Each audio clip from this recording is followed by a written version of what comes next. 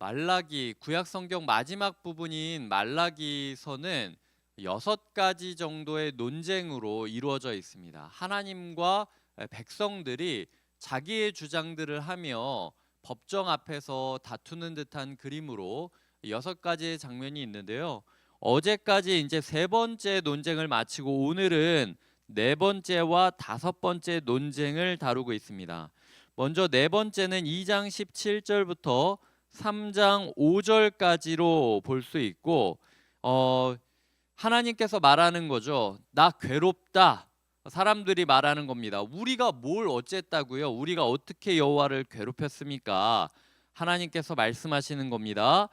너희 말 때문이다. 너희가 2장 17절에 나오듯 악을 행해도 하나님이 좋아하실 거야. 뭐 어쩔 수 없지. 뭐 이런 식으로 이야기를 하고, 야, 정의의 하나님이 어디냐? 그냥 뭐 어쩔 수 없는 거야. 살아. 뭐 이런 식으로 이야기하는 모습들이 남아 있기 때문에 이것이 하나님께 괴로움이 되었다라고 이야기를 하는 것이고요.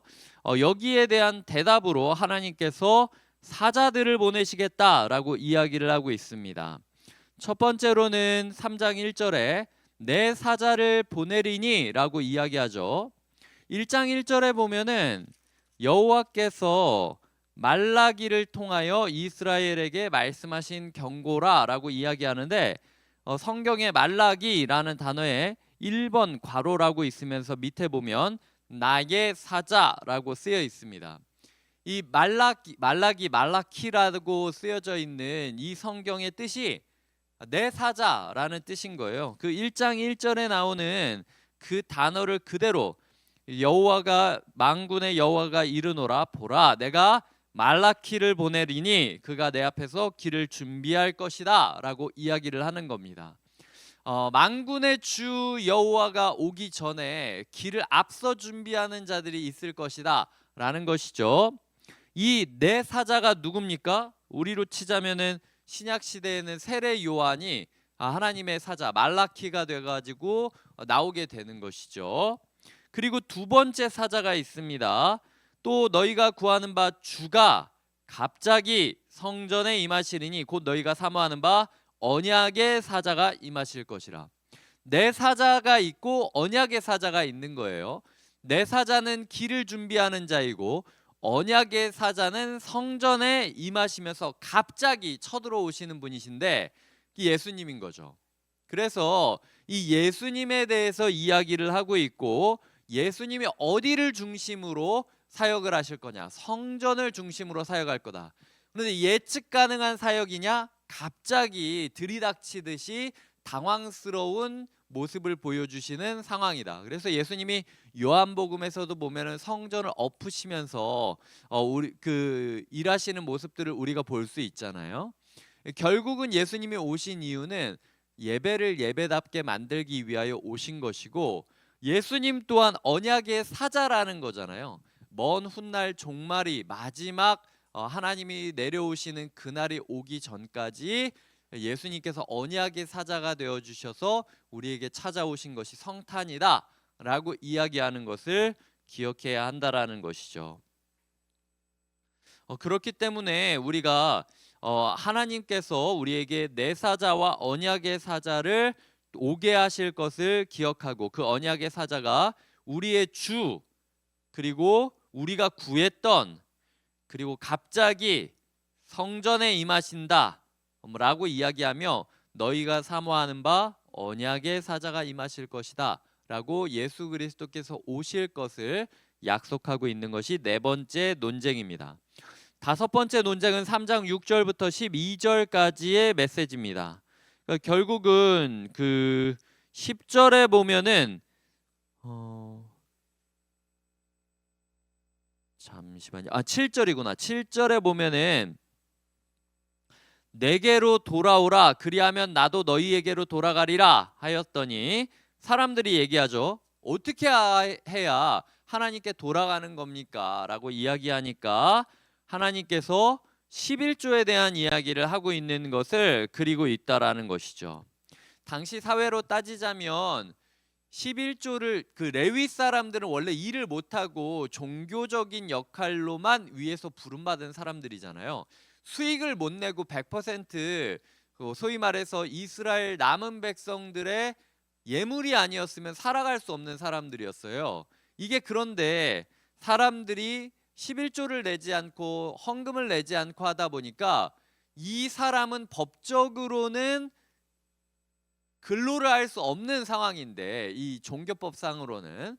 그런데 헌금이 거치지 않으니까 결국에는 뿔뿔이 흩어지게 되는 겁니다. 레위인들이 각자 좀 돈 있는 집안에서 헌금 받으면서 그냥 그 집안을 축복하는 제사장으로 뭐 이렇게 남아 있다든지, 아니면은 제사장이란 레위 계열의 그 사람이라는 것들을 숨기고, 아니면은 그냥 서로 묵인한 채로 일을 하면서 살아간다든지, 뭐 이런 식으로 예배를 인도해야 되는 사람이 예배를 인도할 집중력을 잃어버리고 사실은 흩어지게 되는 것이 이 상황이라는 것이죠. 그렇기 때문에 사실 하나님께서 이야기하시는 건 그냥 하나님이 돈을 좋아하기 때문에 이랬다라는 게 아니라, 야, 내가 예배만 전담하게 하려고 일도 안 시키고 지금 예배를 집중하게 만드는 사람들이 있는데, 너희가 예물을 드리지 않으니까 이 사람들이 예배에 집중하지 못하고 오히려 일을 선택하고 사역을 포기하고 아니면 돈 주는 사람 곁에서만 있고 이런 부패한 모습들을 보이고 있지 않냐. 그게 너희 전체가 무너지고 있는 마지노선이었다라는 걸 기억해야 된다라고 이야기를 하고 있다라는 겁니다. 그렇기 때문에 10절에 보면은 만군의 여호와가 이르노라, 너희의 온전한 11조를 창고에 들여 나의 집에 양식이 있게 하고 그것으로 나를 시험하여 내가 하늘 문을 열고 너희에게 복을 쌓을 곳이 없도록 붙지 아니하나 보라라고 이야기를 하고 있습니다. 이 10절이 그 말라기 3장 10절이 성경 안에서 목사들이 11조 이야기를 할 때 꼭 빠뜨리지 않고 이야기하는 구절이기도 해요. 이 구절을 우리가 어떻게 이해해야 되는가, 오늘 새벽에 굉장히 고민을 많이 했습니다. 어떻게 이걸 전해야 건강하게 전하는 걸까? 그런데 제 마음 가운데도 솔직히 고민이 있다라는 것을 깨달을 수밖에 없었어요. 제가 10년 전쯤인 걸로 기억하는데 미국에 있는 한 대형 교회가 있습니다. 뉴 스프링스 교회라고 있는 그 교회에서 90일이었던 걸로 기억하는데 이 구절을 캐치프레이즈로 걸고 이렇게 얘기한 겁니다. 90일 동안 온전한 11조를 드려봐라. 복 못 받았다고 하면은 전액 돌려주겠다 라고 그 교회에서 온전한 11조 운동을 한번 펼친 적이 있었어요. 결국에는 그게 막 기복주의 논란에 휘말려 가지고 그렇게 해서까지 헌금을 모아야 되냐. 근데 이 교회에서는 아니다, 성경에 있는 게 진짜라는 걸 보여주고 싶었던 거다. 그러면은 뭐 돌려준 사람이 있냐 없냐 뭐 여러 이야기들이 있었지만 여튼 뭐 그런 운동을 했던 경우도 있고, 그 정도로 자신감 있게 하나님께 드리면 복을 받는다라고 이야기하는 교회가 있었다라는 거죠. 김동호 목사님이 예전에 제가 집회하셨을 때 영상을 본 적이 있었는데, 그때 본인의 인생 가운데 말년이 되어서 가장 받았던 응답되었던 말씀들 중에 하나로 이 말라기 3장 10절을 얘기하시는 거예요. 이분이 맨날 청불원 이야기하시면서 11조를 모아가지고 아니면은 감사헌금들이나 목적헌금을 모아서 뭐 어디에 몇 억 기증하고 어디에 몇 억 기증하고 어떤 사람들 돕고 뭐 이런 것들을 했는데, 노년이 되어서 본인의 모습을 보니까 본인이 여태까지 기부했던 금액을 보면 이거는 누구 돈 도둑질해서 쓴 거 아니었으면 이렇게 못 모았겠다 싶을 정도로 자기의 한도 이상으로 누군가를 도와주고 누군가를 도와주게 만들었던 삶을 돌아본다는 거예요.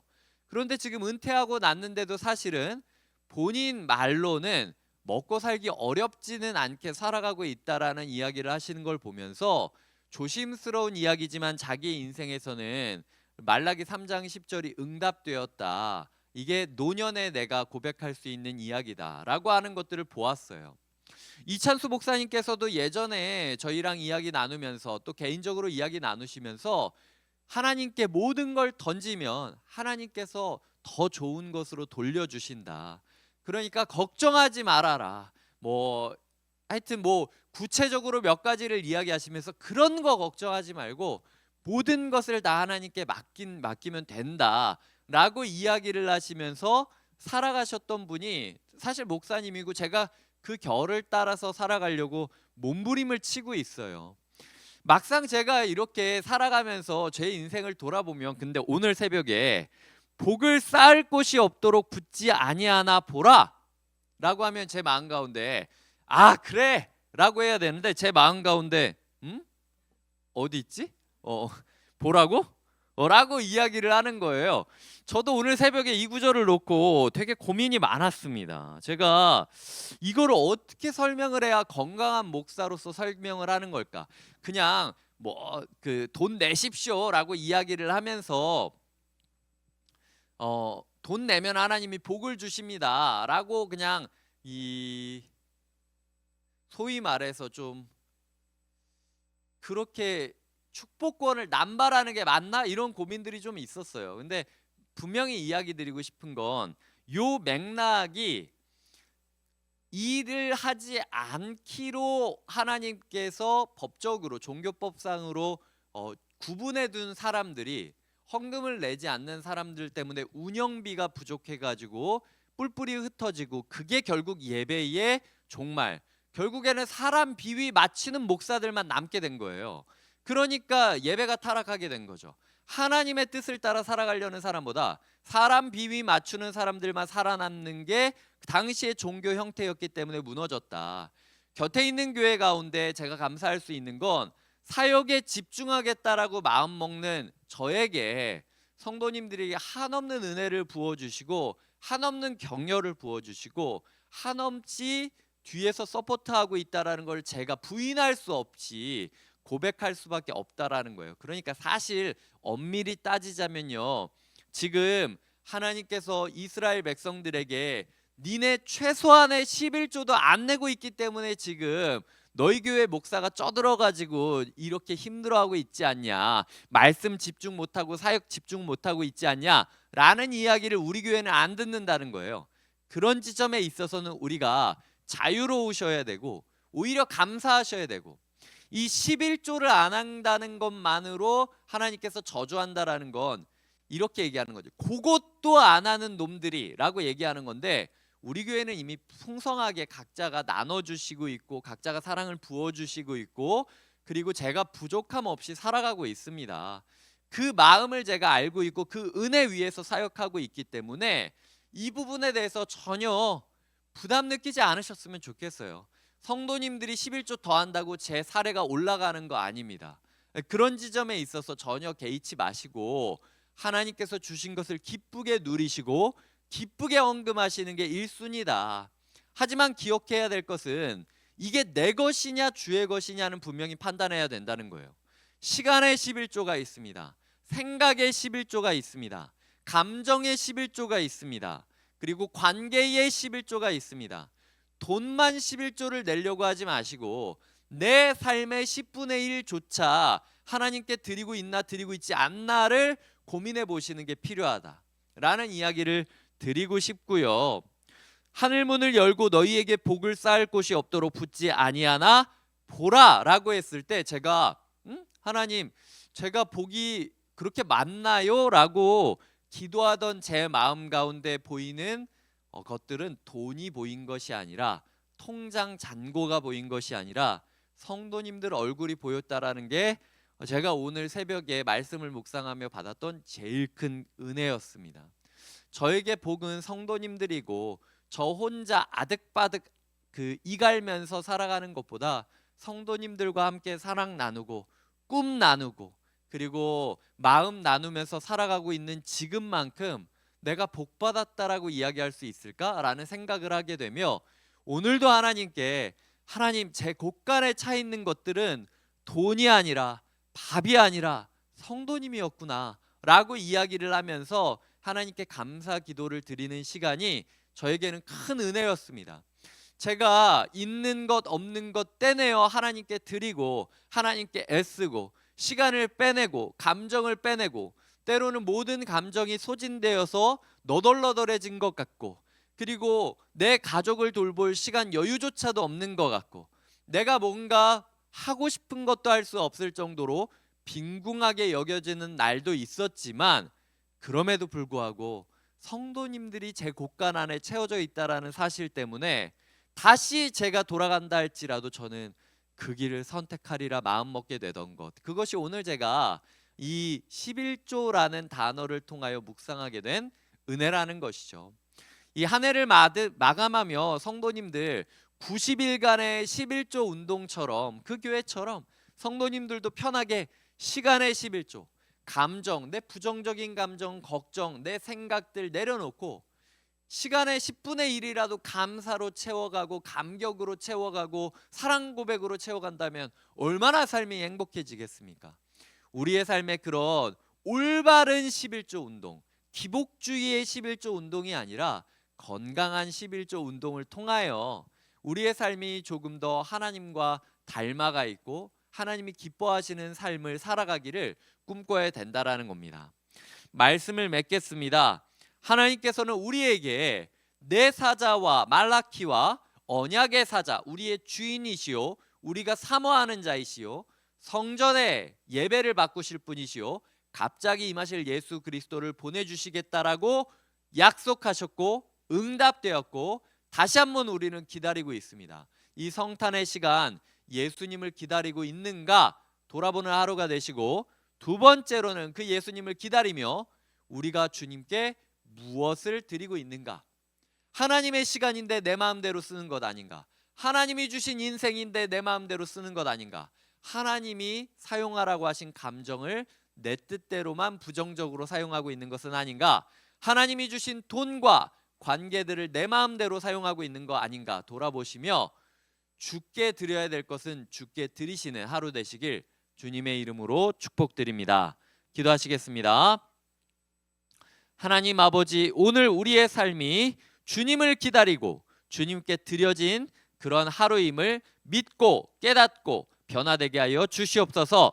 감사하고 예수님의 이름으로 기도드립니다. 아멘.